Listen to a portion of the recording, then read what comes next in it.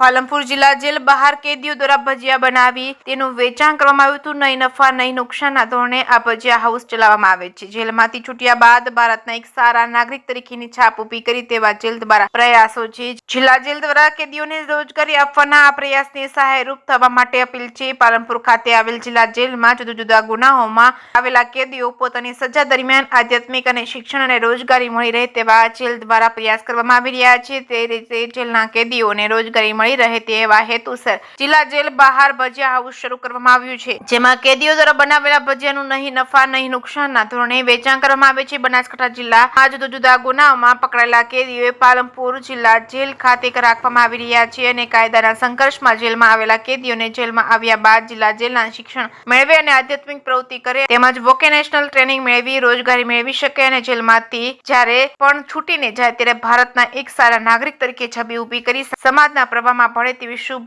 હાસ્ય છે. જોકે પાલનપુરની આ જેલમાં ગૃહ ઉદ્યોગની જગ્યા નથી, પરંતુ કેટલી જગ્યા છે. તેમાં જિલ્લા જેલ દ્વારા ભજીયા હાઉસ શરૂ કરવામાં આવ્યું છે, જેમાં કેદીઓ દ્વારા મેથી સહિતના ભજીયા બનાવી તેનું નહીં નફો કે નહીં નુકસાનના ધોરણે ભજીયાનું વેચાણ કરવામાં આવે છે. આ ભજીયા હાઉસમાં કેદીઓ દ્વારા ગરમા ગરમ લાઈવ બનાવી ભજીયા આપવામાં આવે છે.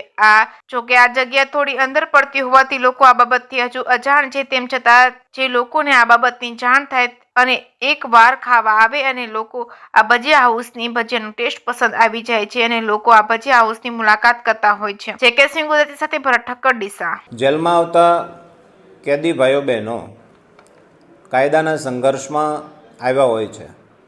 જેટલો સમય પણ જેલમાં રહે એ સમય દરમિયાન એ શિક્ષણ મેળવે, આધ્યાત્મિક પ્રવૃત્તિમાં ભાગ લે, વોકેશનલ ટ્રેનિંગ લે અને કંઈક રોજગારી મેળવી ભારતના એક સારા નાગરિક તરીકે જ્યારે પણ છૂટે ત્યારે એક સારા નાગરિક તરીકે સમાજમાં જાય અને સમાજના મુખ્ય પ્રવાહમાં ભળે એવા શુભ આશયથી અત્રેની જેલે જેલ ઉદ્યોગ માટે જગ્યા ઉપસ્થિત નથી, પરંતુ જેટલી જગ્યા કે જેટલો સ્કોપ છે એમાં અમે ભજીયા હાઉસની પ્રવૃત્તિ ચાલુ કરી છે.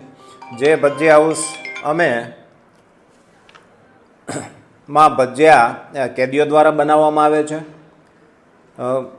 ભજીયાનો જે કિંમત નક્કી કરવામાં આવી છે એ નહીં નફો નહીં નુકસાન, એટલે કે 5 થી 10% જેટલો નફો જ રાખવામાં આવે છે.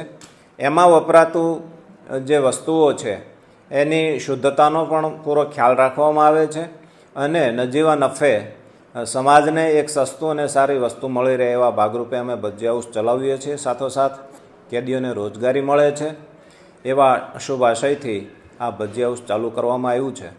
પાલનપુરની જનતાને હું અનુરોધ કરું છું કે અમારા આ કેદીઓને જે રોજગારી આપવાના પ્રયાસને સહાયરૂપ થવા માટે એમાં મદદ કરશો અને ભજીયા હાઉસની મુલાકાત લેશો.